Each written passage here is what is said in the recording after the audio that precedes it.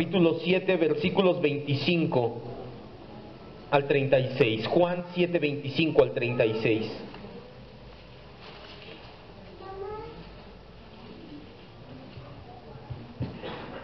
Acuérdese de llevar su separador al libro de Juan y dejarlo ahí, porque después vamos a estar cambiando de citas.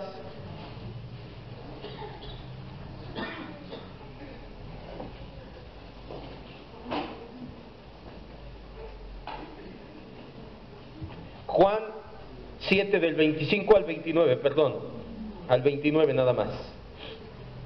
Lo iba a extender, pero me di cuenta que de aquí vale la pena detenernos en esto y ya lo seguimos estudiando lo demás después. Decían entonces unos de Jerusalén: ¿no es este a quien buscan para matarle? Pues mira, habla públicamente y no le dicen nada. ¿Habrán reconocido en verdad los gobernantes que este es el Cristo? Pero hablando de Cristo, de Jesús, sabemos de dónde es, mas cuando venga el Cristo, nadie sabrá de dónde sea. Jesús entonces, enseñando en el templo, alzó la voz y dijo: a mí me conocen y saben de dónde soy, y no he venido de mí mismo, pero el que me envió es verdadero, a quien ustedes no conocen, pero yo le conozco, porque de él procedo y él me envió. Cierre sus ojos y vamos a orar y a reconocer que estamos en las manos de nuestro Dios, de la persona del Espíritu Santo. Ha renovado nuestra mente, la ha cambiado, y le rogamos, Señor, que esta palabra llegue a lo más profundo de nuestro ser. Parta, como dice la misma Escritura, nuestros tuétanos, nuestra coyuntura. Parta nuestra manera de ver el mundo, nuestra manera de percibir lo que nos rodea. Que parta, que sea un parteaguas, que cambie nuestra vida verdaderamente, Señor. Ese es el propósito por el cual anhelamos ser instruidos en tu palabra y en la sana doctrina. No para tener mucho conocimiento, sino para aplicar verdaderamente ese conocimiento a nuestras vidas diarias. Te decimos, Señor, que te rogamos por todo esto humildemente en el nombre de Jesús. Amén, Dios. Estamos hablando del Evangelio de Juan en el capítulo 7. Cuando el Señor Jesús estaba en la fiesta de los tabernáculos, esto lo hemos visto las semanas pasadas, Jesús estaba enseñando en el templo en Jerusalén. Jesús fue interrumpido por los dirigentes judíos que estaban minimizando su autoridad. Como veían que Jesús enseñaba y que la gente se reunía a su alrededor y era instruida por Jesús, llenos de celos y envidias, empezaron a interrumpir a Jesús para minimizar su autoridad. Ellos decían, más o menos en palabras nuestras, como un hombre analfabeta no está en condiciones de enseñar letras a los demás. Es entonces que Jesús toma la ocasión para mostrar su falta de justo juicio, porque les confronta de manera directa y les hace ver que no cumplen la ley como debería de ser, ni entienden la esencia de la ley, porque el día de circuncisión, si cae en día de reposo, aún así la realizan.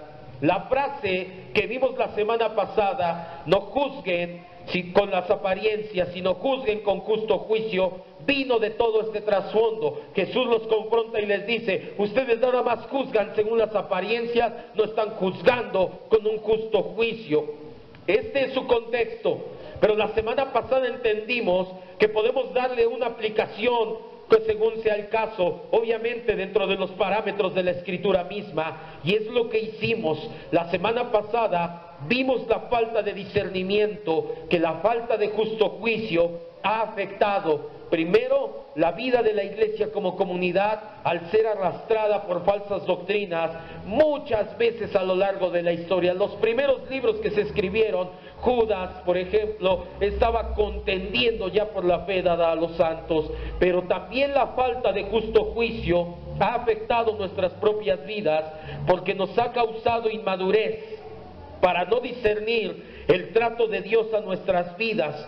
Nos salimos del proceso y pasamos por algo que llamamos dolor inservible una y otra vez. Y muchos dirán: otra vez a poner el dedo en la llaga el pastor. No, nada más es para que recordemos lo que vimos la semana pasada. Lo siguiente que nos narra el discípulo amado en su evangelio es la reacción de un grupo en específico presente, no de los peregrinos, no de los dirigentes judíos, sino de los habitantes en Jerusalén. Quiero que me vea y ponga mucha atención. Esto viene desde el inicio del capítulo 7 y lo estudiamos. Que Jesús es minimizado por sus hermanos, se mofan de él porque no va a subir a la fiesta para que lo conozcan. A final de cuentas sube y a la mitad de la fiesta empieza a enseñar. ¿Qué fiesta era? La fiesta de los tabernáculos. ¿Qué pasaba en la fiesta de los tabernáculos? Algo parecido que está pasando ahorita en la autopista México-Puebla y en todas las autopistas. Llegaba la gente en peregrinaje en masa. Decían, hay 3 fiestas que no nos podemos perder en nuestro pueblo, en nuestro templo en Jerusalén. La Pascua, los panes sin levadura, la Pascua que van ligadas es una misma, el Pentecostés y la fiesta de los tabernáculos. En ese momento Jesús estaba enseñando en el templo. Había 3 grupos de personas. El primer grupo eran los dirigentes judíos. El otro grupo eran muchos peregrinos, pero también había gente nativa de ahí de Jerusalén. Por eso es que nos dice en el versículo 25, vamos a leerlo, decían entonces unos de Jerusalén. ¿A qué se refiere? A esto que le acabo de decir. No habla de los dirigentes, no habla de los peregrinos. ¿De quiénes habla? De los nativos de ahí de Jerusalén. ¿No es este a quien buscan para matarle? Los unos de Jerusalén se refiere a los habitantes de la ciudad, no a los peregrinos. Por ser habitantes, estaban al tanto de la situación, estaban conscientes del desagrado que tenían los escribas y fariseos por Jesús y los planes que tramaban para darle muerte. En el versículo 26 leemos, pues mira, habla públicamente y no le dicen nada. ¿Habrán reconocido en verdad los gobernantes que este es el Cristo? Lo que vemos en las palabras de los habitantes de Jerusalén es que para ellos eran más importantes las palabras de sus dirigentes, porque tenían el poder de expulsar de las sinagogas a quien ellos quisieran. Por eso su expresión, mira, habla públicamente y no le dicen nada. Para estos habitantes de Jerusalén era más importante, lo que tenía más peso en sus vidas es lo que decían sus dirigentes, porque Jesús los había confrontado y los había dejado sin argumentos, y aún así le permitían hablar como si nada pasara. La gente volteaba a verse unos a otros y decían, oye, ¿no es el que querían matar? ¿No es el que acabo de ir al mercado? Y todos dicen, oye, hay un Jesús haciendo milagros, pero ya dijeron que lo van a matar. ¿No es ese el que está predicando ahí? Sí. ¿No lo habrán aceptado ya los gobernantes? Porque a mí me interesa lo que digan mis gobernantes, porque ellos son los que me pueden expulsar de la sinagoga. Solamente voy a hacer mención de forma rápida las veces que nos comportamos como ellos, que nos importa más la opinión de alguien entre comillas importante para nosotros que la opinión de Dios. No caigamos en esa trampa de tratar de agradar a las personas antes que a Dios. Es lo peor que podemos hacer. Y le voy a decir algo, de todos modos, nunca va a estar bien con todos a su alrededor. Usted agrade a Dios y no importa a quién desagrade, únicamente concéntrese en agradar a Dios. Ese no es el tema, pero vale la pena mencionarlo. Es por eso que la pregunta de los habitantes de Jerusalén llevaba un tono de sorpresa. ¿Lo habrán reconocido como Cristo?, decían los nativos de la ciudad santa, pero su pregunta iba cargada de incredulidad en sí misma. Versículo 27 de ahí mismo dice, pero sabemos de dónde es, mas cuando venga el Cristo nadie sabrá de dónde sea. ¿Acaso no sabían todos que Jesús venía de Nazaret en Galilea? ¿No conocían a José como su padre, a María como su madre, a sus medios hermanos Judas, Simón, Santiago y José, además de sus medias hermanas? Por eso es que de inmediato descartaron la posibilidad de que Jesús fuera el Cristo, porque contrario a lo que la palabra de Dios dice, la creencia popular que reinaba en los momentos en que Jesús vino a la tierra era que el Mesías o el Cristo prometido apareciera, pero nadie iba a saber su procedencia. La Biblia es clara, nos dice que Cristo había de nacer en Belén. Miqueas 5:2. Miqueas 5:2. No ponga cara de sorpresa. ¿Miqueas? ¿Viene en la Biblia?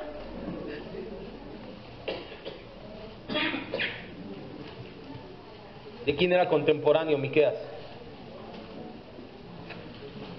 De Isaías. Eran contemporáneos.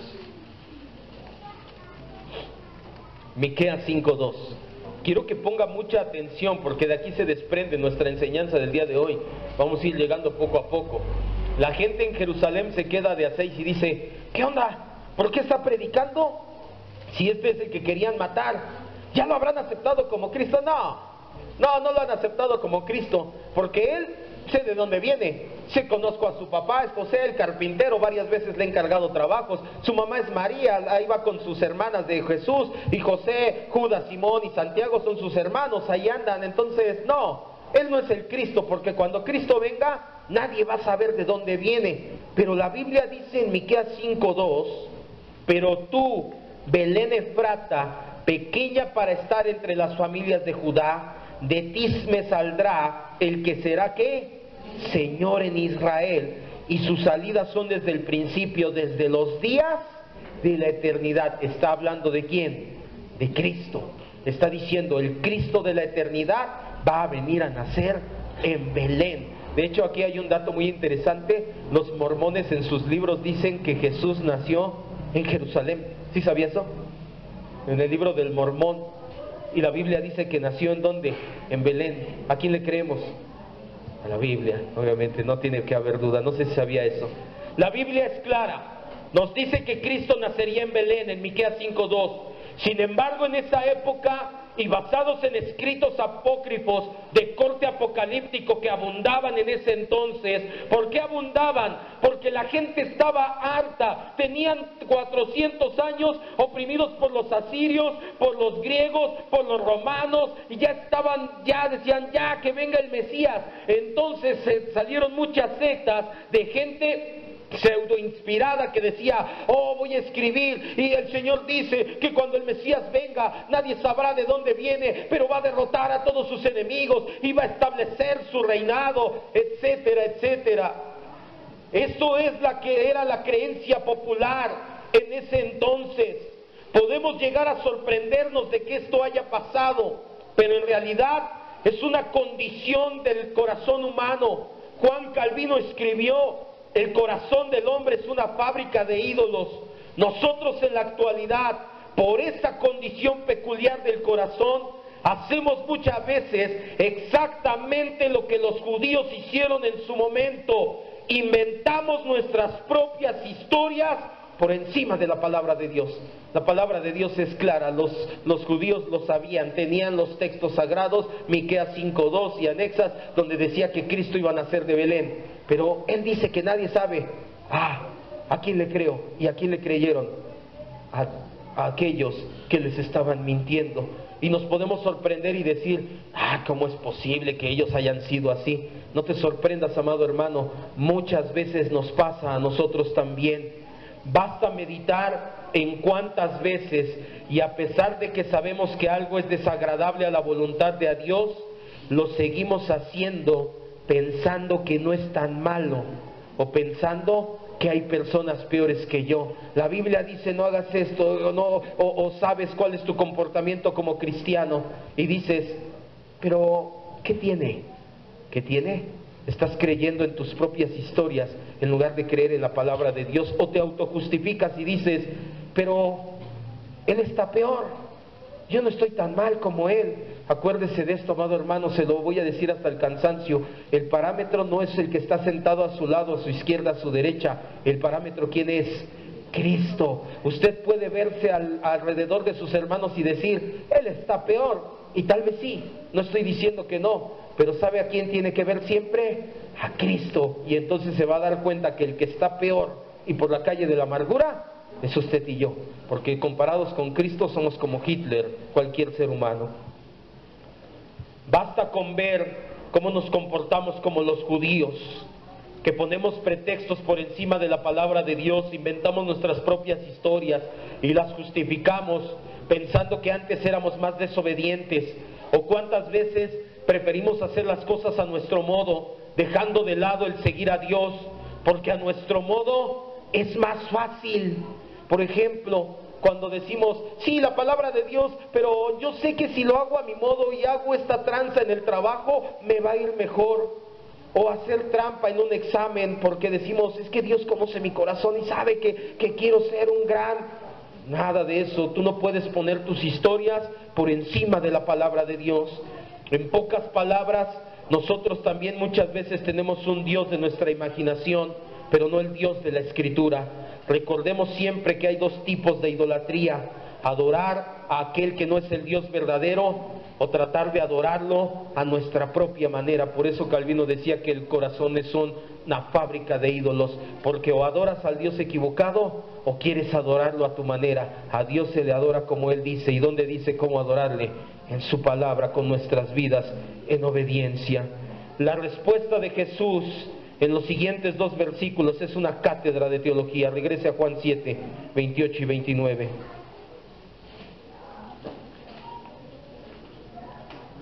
La respuesta que les da Jesús a la gente de Jerusalén que dicen, ¿qué? Él no puede ser el Cristo. Él sabemos de su mamá, de su hermana, de su hermano, de su papá. El Cristo cuando venga nadie sabe de dónde es. ¿Quién dice eso? La Biblia no lo dice, pero Jesús no se puso a discutir con ellos, no les sacó las escrituras en ese momento, les dio una cátedra de teología. Versículo 28 y 29 dice: Jesús entonces, enseñando en el templo, alzó la voz y dijo: a mí me conocen y saben de dónde soy, y no he venido de mí mismo, pero el que me envió es verdadero, a quien ustedes conocen, pero yo le conozco, porque de él procedo y él me envió. Jesús les demuestra lo completamente equivocados que estaban, no solo de tener un Dios de su imaginación, sino también que estaban equivocados en cuanto a la procedencia de Cristo mismo. Primero, en tono de ironía, les dice estas palabras que podríamos cambiarlas a forma de pregunta para que quede más claro, y sería: ¿de verdad saben de dónde soy y de verdad me conocen? Jesús, cuando dice estas palabras, las dice cargadas con ironía. ¿De verdad sabes de dónde soy, de dónde procedo? ¿De verdad me conoces? Cuando hablamos así, ¿qué lo estás diciendo? Ironía. De verdad. A ver, ahorita vamos a probarte, les decía Jesús. En ambos casos, sea que lo leas en forma de pregunta o como viene escrito, el significado es el mismo. Jesús estaba tirando por tierra la idea que estos ciudadanos prejuiciados, legalistas y materialistas de Jerusalén tenían. Él estaba les estaba enseñando cuál era verdaderamente su origen. Cuando dice: de manera que me conocen y saben de dónde vengo, quiere decir, eso es lo que ustedes piensan, pero están equivocados. Estas mismas personas que estaban tan seguras de que Jesús no podía ser el Mesías prometido, lo consideraban como un profeta autonombrado. De ahí que a modo de refutación les dice Jesús: no he venido por mi propia cuenta, el que me envió es verdadero y ustedes no lo conocen.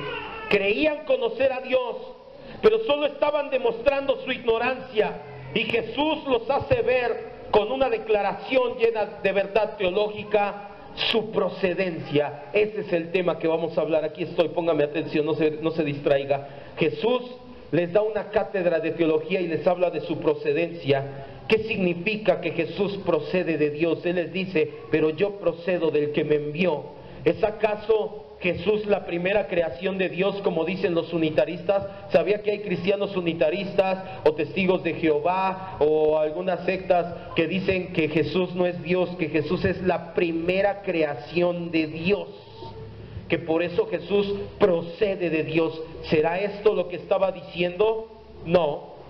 Esta creencia es herética en extremo, porque hace al Dios creador, que es Jesucristo, como una de sus criaturas. De hecho, una traducción más acertada de este texto de Juan 7, 29, 28, la final del versículo es: yo le conozco, porque de él yo soy y él me envió. Con su declaración, Jesús solo estaba reafirmando lo dicho por el apóstol Juan en Juan 1:14. Jesús estaba diciéndoles que es Dios desde la eternidad y hasta la eternidad Él es Dios. Pero en un momento en el tiempo, Él vino a la tierra en forma humana, fue enviado por el Padre para una misión: redimir a los suyos. Y quiero que ponga mucha atención, no es el tema, pero ponga atención el día de hoy. En esta época se desatan tormentas de arena y debates sin sentido, llegan en torno a celebrar o no celebrar la Navidad. De verdad que esto, por eso le digo, no es el tema, nada más no quiero dejarlo pasar porque ya se viene. Empiezan a decirte que si se celebra o no celebra la Navidad. Es más que necesario ejercer el discernimiento para evaluar las cosas con justo juicio. Si lo hacemos, llegaremos nuevamente a lo que hemos predicado desde hace tiempo. Nosotros no creemos en celebrar la Navidad al estilo pagano. Nosotros agradecemos la encarnación de Cristo en esta temporada y todos los días de nuestra vida. ¿Sí me escuchó? El celebrar Navidad al estilo pagano, no. Agradecer la encarnación de Cristo en esta época, sí. Y en cualquier época de nuestras vidas, eso sí lo hacemos. No nos vamos a detener mucho en este asunto de la Navidad, del arbolito, de las luces, etcétera, porque no es el tema. Basta con recordar que no celebramos al estilo del mundo, con borracheras, con excesos malsanos. Comer con la familia, convivir, intercambiar regalos, reflejar a Cristo mientras lo hacemos, eso sí es aceptable y sí es hasta recomendable. Si desea adornar su casa como en las fiestas patrias, o si no desea hacerlo, no pasa nada. No crea que porque adornó su casa es malo, o porque no la adornó es malo. Las malsanas enseñanzas pentecostales hacen creer que quienes no adornan su casa son superiores a quienes sí lo son, y esto es un pecado llamado orgullo. Lo que de verdad vale la pena escuchar el día de hoy es el motivo por el cual celebramos todos los días la encarnación. Ya vimos al escudriñar el primer capítulo de este evangelio lo que es la encarnación. Dios Todopoderoso, el Verbo, la segunda persona de la Trinidad, bajó del cielo, tomó forma humana, esto por medio del vientre de María, quien hasta en ese momento permanecía virgen. Pero vamos a adentrarnos en dos grandes detalles que son el motivo para agradecer a Dios siempre: la kenosis y el propósito de la encarnación. Acompáñenme a Filipenses 2, 6 y 7. No lo vamos a ver a la manera que lo vimos en Cristología, porque no es un estudio. Jesús les dice: con que me conocen y saben de dónde vengo. No me conocen, no soy profeta autonombrado. Estoy parafraseando sus palabras en Juan 7, 28 y 29. Y les dice: el Padre del Padre yo soy, y Él me envió. Eso es lo que significa: de Él procedo y Él me envió. ¿De qué está hablando Jesús? Que Él es Dios y que se encarnó en un ser humano. Nosotros todos los días de nuestra vida agradecemos la encarnación. ¿Por qué? Dos propósitos, dos motivos para agradecer la encarnación. Primero, la kenosis. El primer motivo es la kenosis, y lo delinea el apóstol Pablo en Filipenses 2, 6 y 7. Dice la Escritura, hablando de Cristo, el cual, siendo en forma de Dios, no estimó ser igual a Dios como algo a que aferrarse, sino que se despojó. Esta es la palabra griega keno, despojar, por eso se conoce como kenosis, sino que se despojó a sí mismo, tomó forma de siervo y se hizo semejante a los hombres. Cuando estudiamos Cristología bíblica hace unos meses, entendimos este concepto. Se llama autodespojo de Cristo y es parte del estado de humillación de Cristo. El concepto correcto de la kenosis es que Cristo dejó su estatus y los privilegios que tenía en el cielo y se vació a sí mismo en forma de un ser humano. Vaya ahora a Juan 17:5.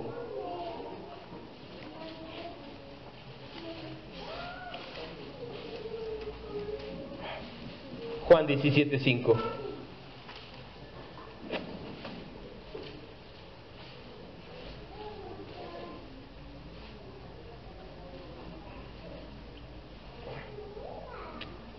tenemos? Ahora pues, Padre, glorifícame a tu lado, al lado tuyo, como aquella gloria que tuve contigo, ¿qué dice? Antes que el mundo fuera creado. Esto significa, quiero que me vea y ponga mucha atención, porque por eso agradecemos la encarnación de Cristo. Muchas veces lo dejamos pasar, tomamos el estudio y decimos, pero no le damos la profundidad que se merece este tipo de cosas en nuestro corazón. Significa que voluntariamente el Señor Jesucristo dejó en el cielo toda la gloria que recibía, todas las alabanzas que recibía, la adoración celestial que desde la eternidad y hasta la eternidad no han cesado de cantar en el trono de Dios, Santo, Santo, Santo. Dejó en el cielo ángeles y arcángeles postrados a sus pies. Dejó el cielo y la tierra contando la gloria de Él. Dejó también en el cielo la comunión íntima e ininterrumpida que tenía con el Padre y el Espíritu Santo. El Verbo, nuestro Señor Jesucristo, decidió dejar todo esto en el cielo por amor a nosotros. Segunda de Corintios 8:9.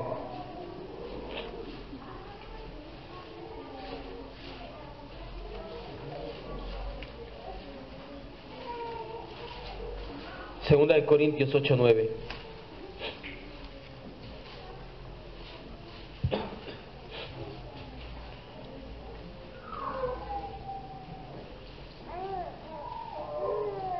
Dice la Escritura: porque ya conocen la gracia de nuestro Señor Jesucristo, que por amor a ustedes se hizo pobre. ¿A qué se refiere? ¿Que tenía mucho dinero y donó su dinero? Se refiere a la kenosis, a que toda esa gloria que tenía la dejó allá en el cielo para que nosotros fuéramos, ¿qué?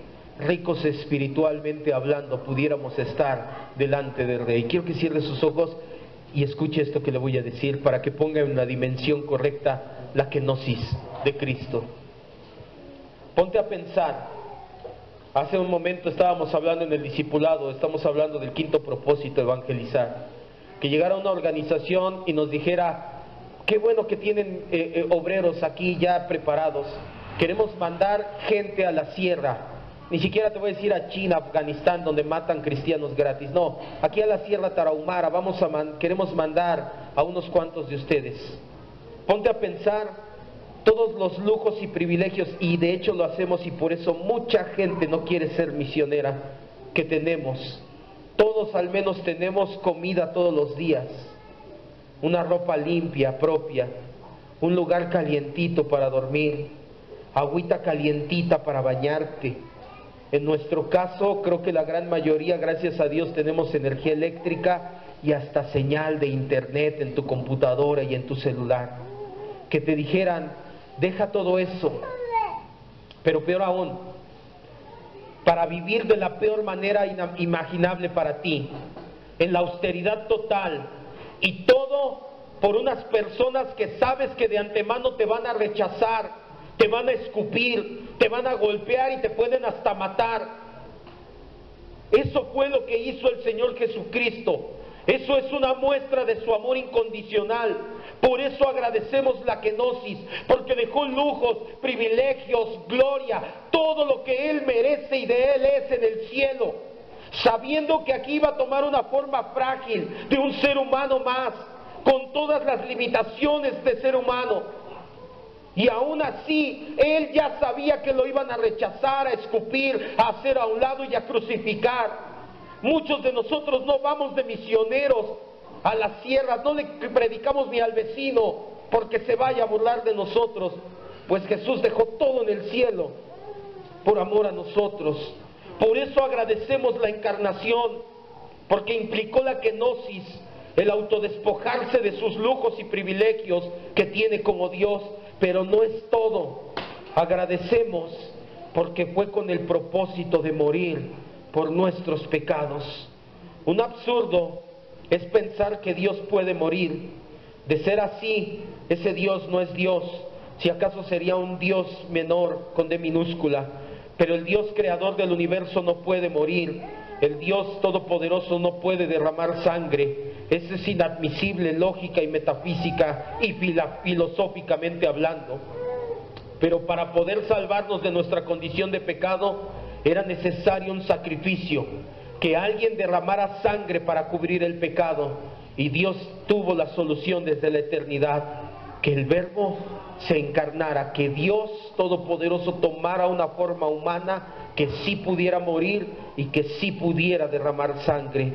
Nuestro Dios, el Señor Jesucristo, se vistió de humanidad en la encarnación con el propósito de morir en la cruz por nuestros pecados.